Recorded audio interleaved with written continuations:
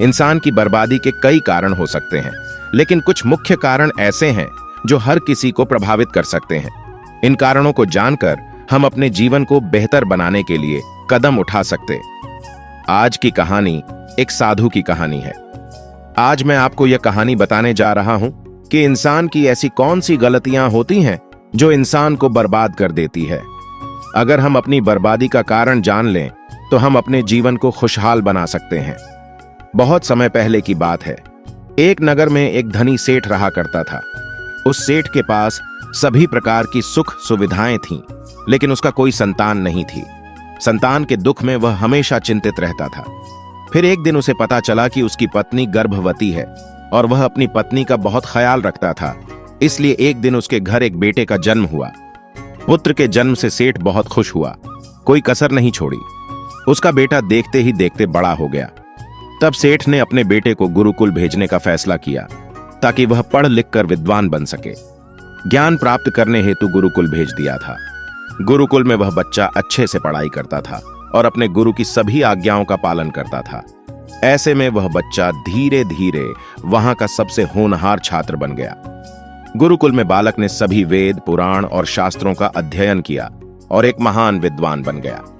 लेकिन कहते हैं ना कि समय कब बदल जाएगा यह कोई नहीं जानता।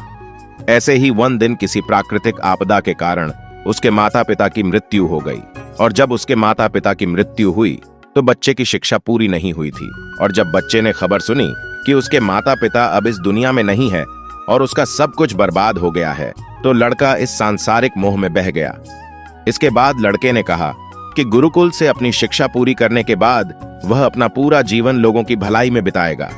फिर जब बालक की शिक्षा पूरी हुई तो उसके बाद बालक साधु बन गया और वह सांसारिक चीजों से दूर हिमालय के जंगल में चला गया।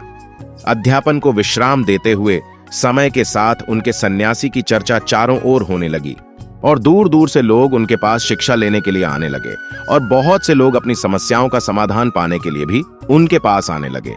वह समस्याओं का समाधान बड़ी आसानी से कर देता था, जिससे वह पूरे राज्य में प्रसिद्ध हो गया।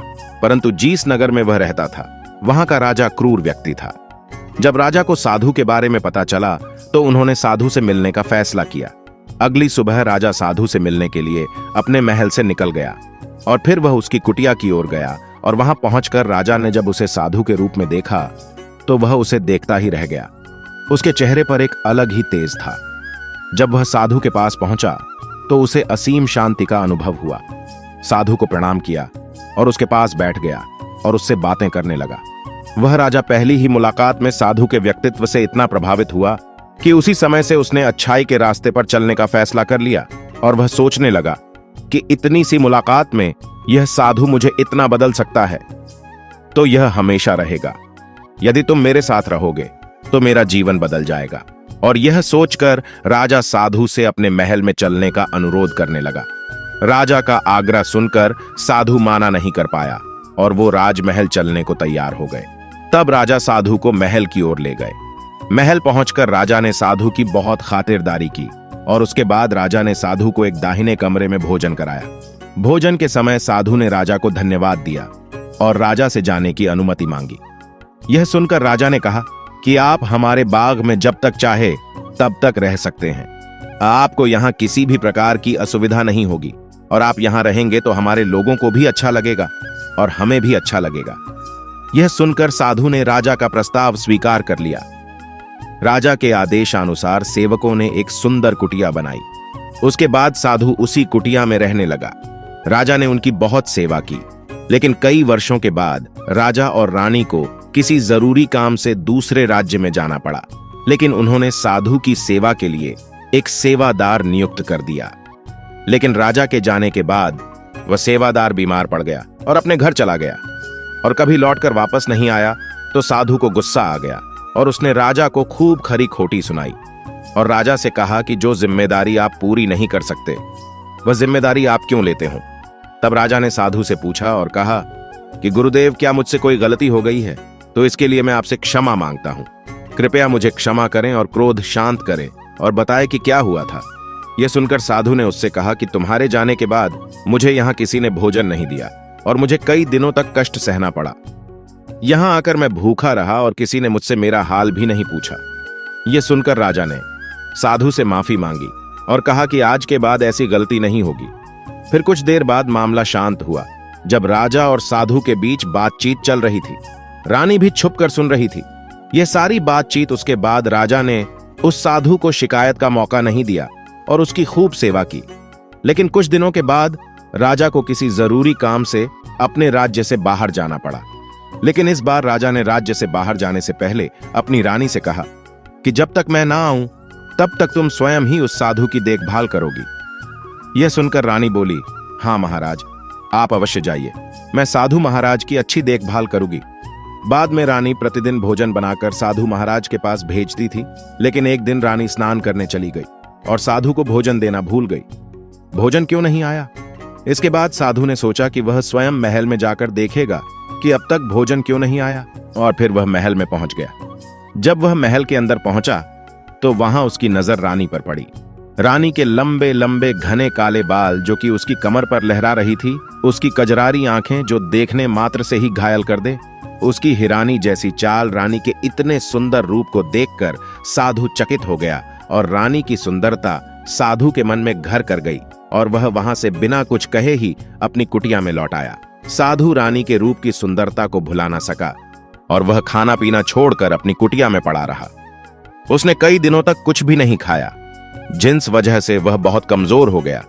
फिर कुछ समय बाद राजा वापस लौटे और जब उसे साधु की हालत का पता चला तो वह सीधे साधु के पास पहुंच गए और बोले कि हे गुरुदेव, क्या बात है, आपको क्या हो गया और आप इतने कमजोर कैसे हो गए? किस गहरी सोच में डूबे हो? क्या मुझसे कोई गलती हो गई है? तब साधु ने कहा, नहीं राजा, आपने कोई गलती नहीं की है। यह सुनकर राजा बोले, तो फिर क्या बात है, आप मुझे बताइए, मैं आपकी समस्या का समाधान अवश्य करूंगा। यह सुनकर साधु ने राजा से कहा कि आपकी रानी की अद्भुत सुंदरता को देखकर मैं उसकी सुंदरता पर मोहित हो गया हूं और अब मैं रानी के बिना नहीं रह सकता। यह सुनकर राजा हैरान हो गया और कुछ देर सोचने के बाद राजा ने उस साधु से कहा, मैं आपको रानी दे दूंगा। यह सुनकर साधु बहुत प्रसन्न हुआ। फिर राजा साधु को लेकर महल चले गए और जब राजा और साधु महल पहुंचे तो उस दिन रानी ने अपने सबसे सुंदर वस्त्र और आभूषण पहने थे। फिर राजा रानी के पास गया। राजा ने रानी से कहा कि इस साधु की मदद करनी चाहिए, वह बहुत कमजोर स्थिति में जा चुका है और मैं नहीं चाहता कि एक बुद्धिमान व्यक्ति की हत्या का कलंक मेरे सिर पर लगे। राजा की यह बात सुनकर रानी ने राजा से पूछा कि आखिर इस साधु के दुख का कारण क्या है? तो राजा ने रानी से कहा कि साधु आपकी अद्भुत सुंदरता के दीवाने हो गया है। राजा की यह बात सुनकर रानी ने कहा कि राजा, आप चिंता मत करिए, अब आप सब कुछ मेरे ऊपर छोड़ दीजिए। मुझे पता है कि मुझे अब क्या करना है। आपके ऊपर ना तो साधु की हत्या का पाप लगेगा और ना ही उससे मेरे पवित्र धर्म का नाश होगा। रानी की यह बात सुनकर राजा ने रानी को साधु को सौंप दिया। उसके बाद साधु रानी को लेकर कुटिया पर पहुंचे। जब रानी साधु की कुटिया पर पहुंची, रानी ने साधु से कहा कि हमें रहने के लिए घर चाहिए, हम इस झोपड़ी में नहीं रह सकते। यह सुनकर साधु राजा के पास गया और राजा से जाकर बोला कि हे राजा, हमें रहने के लिए घर चाहिए। साधु की बात सुनकर राजा ने उनके लिए घर का प्रबंध कर दिया। फिर साधु रानी को लेकर घर पहुंचा। जब रानी साधु के साथ उसके घर पर पहुंची तो रानी ने साधु से कहा कि यह घर तो बहुत गंदा है और इसकी हालत बहुत खराब है, मैं इस घर में नहीं रह सकती। यह सुनकर साधु फिर से राजा के पास गया और राजा के पास जाकर बोला कि हे राजा, जो आपने हमें घर दिया है उस घर की हालत बहुत खराब है। साधु की बात सुनकर राजा ने उस घर की हालत ठीक करवा दी। उसके बाद फिर रानी घर के अंदर गई और नहा धोकर बिस्तर पर आ गई। तभी साधु भी बिस्तर पर आ गया। फिर उसके बाद रानी ने साधु से कहा कि आप जानते हैं कि आप कौन हैं और क्या बन गए हैं। आप एक महान साधु थे जिनके लिए राजा स्वयं सभी आवश्यक चीजें उपलब्ध कराते थे, जिनके पास दूर दूर से लोग ज्ञान प्राप्त करने आते थे, जो लोगों को सत्य का मार्ग दिखाते थे, जो लोगों की समस्याओं का समाधान करते थे, जिन्हें सभी लोग गुरु मानते थे, जिसे सब लोग भगवान मानकर पूजते थे। और आज आप वासना के कारण मेरे गुलाम हो गए हैं। रानी की यह बात सुनकर साधु को झटका लगा और उसे एहसास हुआ कि वह एक साधु है और वह यह सब क्या कर रहा है। वह यह सब सुख सुविधाएं छोड़कर शांति की तलाश में जंगलों में चला गया था। जोर जोर से रोने लगा और चिल्लाने लगा और रानी से कहने लगा कि मुझे क्षमा कीजिए महारानी, मैं यह क्या करने जा रहा था। मैं अभी आपको राजा को सौंप कर आता हूं। सन्यासी की बात सुनकर रानी ने साधु से प्रश्न किया कि साधु महाराज, मेरे मन में एक प्रश्न उठ रहा है, कृपया मेरे प्रश्न का उत्तर दीजिए। रानी की बात सुनकर सन्यासी ने कहा कि पूछो, तुम्हारा क्या प्रश्न है। फिर रानी ने कहा कि जब आपको उस दिन भोजन नहीं मिला तो आप बहुत क्रोधित हो गए। तब मैंने आपके ये रूप पहली बार देखा था और तभी से मैं आपके व्यवहार में परिवर्तन महसूस कर रही थी। ऐसा क्यों हुआ साधु महाराज, आखिर आपको इतना क्रोध क्यों आया। रानी की बात सुनकर सन्यासी ने रानी को समझाया कि जब मैं जंगल में था तो मुझे समय पर भोजन भी नहीं मिलता था, लेकिन जब मैं महल में आया तो महल में आने के बाद मुझे सारी सुख सुविधाएं मिली और फिर मैं इन सभी सुख सुविधाओं के मोह में फंस गया और मुझे इसके प्रति लगाव उत्पन्न हो गया और फिर मुझे इसको पाने का लालच उत्पन्न हो गया और जब मुझे यह नहीं मिला तो मेरे अंदर क्रोध उत्पन्न हुआ। फिर सन्यासी ने कहा कि महारानी, सच तो यह है कि अगर इच्छा पूरी नहीं हो तो क्रोध उत्पन्न होता है और अगर इच्छा पूरी हो जाए तो लालच बन जाता है। फिर साधु ने रानी से कहा, यह इच्छा की पूर्ति ही मुझे वासना के द्वार तक लेकर आई है और मैं आपके प्रति आकर्षित हो गया। इसके बाद वह साधु रानी को लेकर राजा के पास गया और बोला कि राजा, मुझे क्षमा कर दीजिए, मुझे अपनी गलती का एहसास हो गया है। यह लो आपकी रानी, मुझे यह सब नहीं चाहिए। मैं अपनी इच्छा के वशीभूत होकर यह गलत कार्य करने जा रहा था और अपने जीवन को बर्बाद कर रहा था, लेकिन अब मुझे सब कुछ समझ आ गया है। उसके बाद उस साधु ने कहा कि हे राजा, मनुष्य की बर्बादी का कारण उसकी 4 आदतें बनती हैं और दुनिया की हर एक व्यक्ति के अंदर यह 4 अवगुण होते हैं, लेकिन जो व्यक्ति इन पर नियंत्रण कर लेता है वह दुख और परेशानियों से बच जाता है। वहीं जो व्यक्ति इन चारों दोषों पर नियंत्रण नहीं कर पाता है वो बर्बाद होने के कगार पर पहुंच जाता है। यह सुनकर राजा ने कहा कि महाराज, आप मुझे वो 4 आदतें बताइए जिससे कि मनुष्य की बर्बादी हो जाती है। फिर साधु ने राजा को मनुष्य को बर्बाद करने वाली आदतों के बारे में बताया कि हे राजा, मनुष्य को बर्बाद करने वाली पहली आदत है इच्छा, क्योंकि इच्छा ही दुनिया की हर एक व्यक्ति के अंदर सबसे पहला अवगुण होता है और जो व्यक्ति अपनी इच्छाओं को नियंत्रण में नहीं रख पाता है वह जीवन के किसी भी क्षेत्र में सफल नहीं हो पाता है, क्योंकि जैसे ही उसकी एक इच्छा पूरी होती है वह दूसरी की ओर बढ़ाने लगता है और दूसरी पूरी होती है तो तीसरी इच्छा उसके मन में जागृत हो जाती है और फिर ऐसे करते करते इच्छाओं पर नियंत्रण न होने के कारण इसी जाल में उलझा रहता है और दुखी रहता है। इसीलिए राजा, जब हम इच्छाओं पर नियंत्रण पा लेते हैं तो हम हमारे मन पर भी नियंत्रण पा लेते हैं और जब हमारा मन हमारे वश में होता है तो हमें सुख की प्राप्ति होती है। फिर जो हम चाहते हैं वही हमारे साथ होता है। फिर साधु कहता है कि हे राजा, मनुष्य को बर्बाद करने वाली दूसरी आदत है वासना का जन्म हमारे मन में उठने वाली इच्छाओं से होता है। जिस प्रकार इच्छा का कोई अंत नहीं होता और मनुष्य वासना के जाल में फंसता ही चला जाता है। वासना के वशीभूत होकर मनुष्यों को कुछ भी नजर नहीं आता है। आज तक जितनी भी लड़ाइयां हुई हैं उनका सबसे बड़ा कारण स्त्री को पाने की इच्छा ही रही है। स्त्री के प्रेम में वशीभूत होकर राजा महाराजाओं ने आज से पहले बहुत सारे युद्ध किए हैं। रावण भी संसार का सबसे बुद्धिमान व्यक्ति था, लेकिन उसने भी माता सीता की सुंदरता के जाल में फंसकर अपना सब कुछ बर्बाद कर लिया। उसकी मृत्यु का कारण एक स्त्री ही बनी थी। कई राजा महाराजा तो युद्ध में इसलिए हार गए क्योंकि वो लोग स्त्रियों से रासलीला रचने में ही रह गए। ईश्वर ने तो स्त्री की उत्पत्ति इस संसार को बढ़ाने के लिए की है, लेकिन आजकल लोगों ने इसे अपनी वासना का शिकार बना लिया है, अपने मनोरंजन का साधन समझने लगे हैं और जब उन्हें अपना यह मनोरंजन नहीं मिलता तो वो पागल हो जाते हैं और ना जाने क्या क्या कर बैठते हैं। इसीलिए हे राजा, जितना हो सके उतना वासना से दूर रहना चाहिए।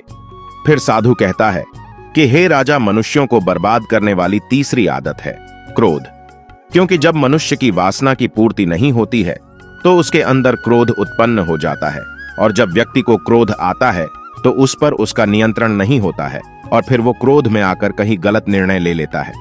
वो दूसरों को भला बुरा कह देता है, गलियां निकाल देता है और जब उनका क्रोध शांत होता है तो उन्हें अपनी गलती का एहसास हो जाता है, लेकिन तब तक तो सब कुछ बर्बाद हो चुका होता है।